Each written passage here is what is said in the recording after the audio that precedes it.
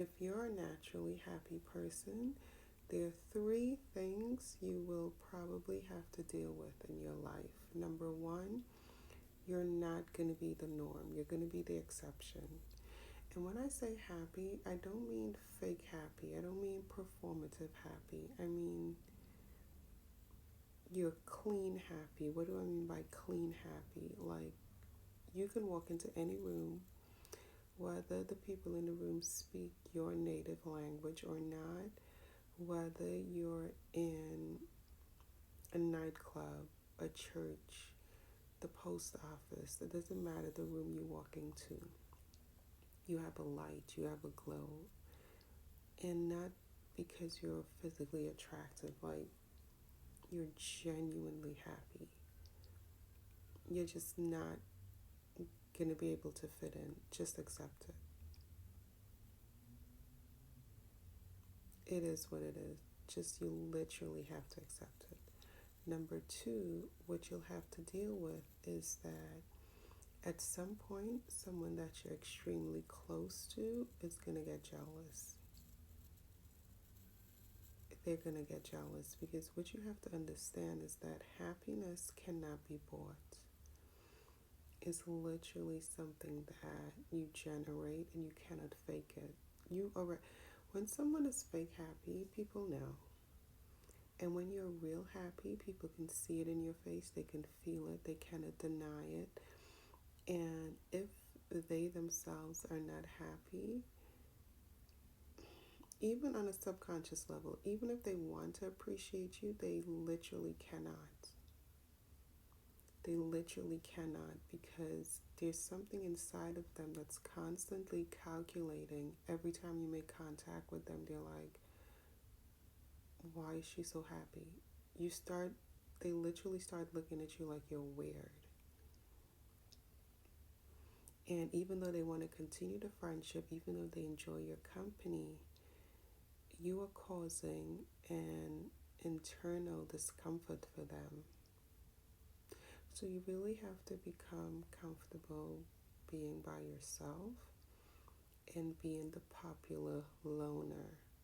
Because as a happy person, you do have an advantage. When you show up to places, you show up to events that are not long term, it's like short. The event is like 3 hours, or like you're going on, let's say, a cruise, or like a day cruise, or something that's really short lived. You will be appreciated.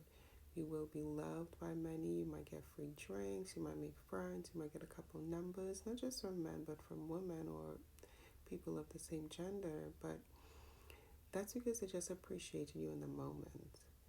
If that friendship, if that connection were to continue and they see you get that same reception in other rooms continuously, that friendship, that connection is not going to last. And I'm not being pessimistic. That's literally what it is.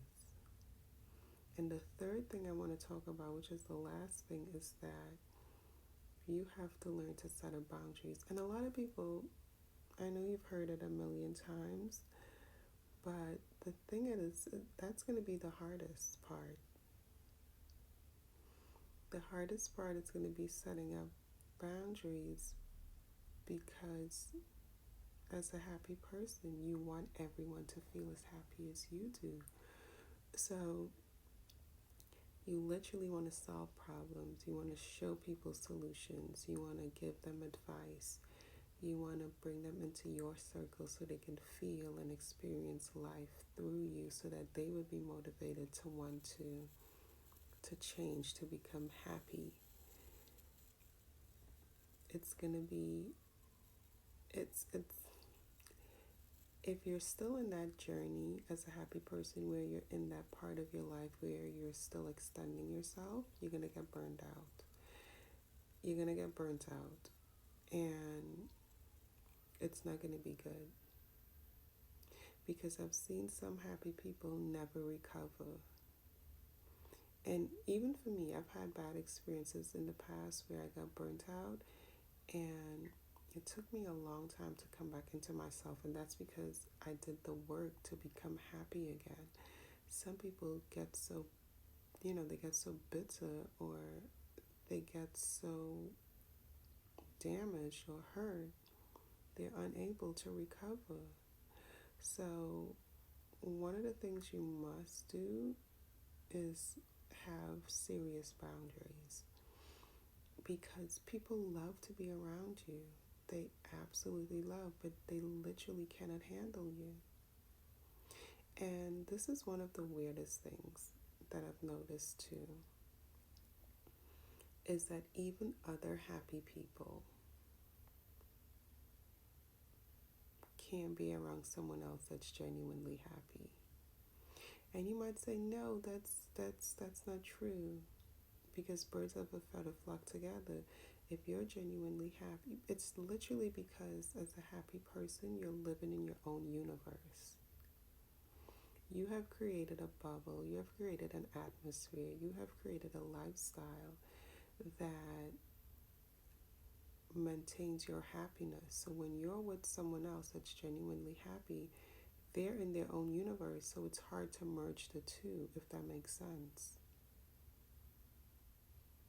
I hope that makes sense. Because another genuinely happy person is looking at another genuinely happy person, and I don't know, it gets weird, and it's not because they have animosity against each other. It's literally because it's like two gods living in the same universe. It's not gonna work. It's not gonna work. Somebody, as a god or a goddess, you literally need your own space. So it's the same way with being happy. Oh, I'm just gonna look for another happy person. No. And maybe I'm not proving my point enough, but if you've experienced meeting someone and saying, oh my goodness, you're just like me, you're genuinely happy just like me, and you're thinking the friendship, the connection is going to, or later it just doesn't work out, and you're wondering why, it's because, remember that movie Hancock with Will Smith? And as a happy person, if you've never watched that movie, you should. He was like this. He had superpowers. He could live forever.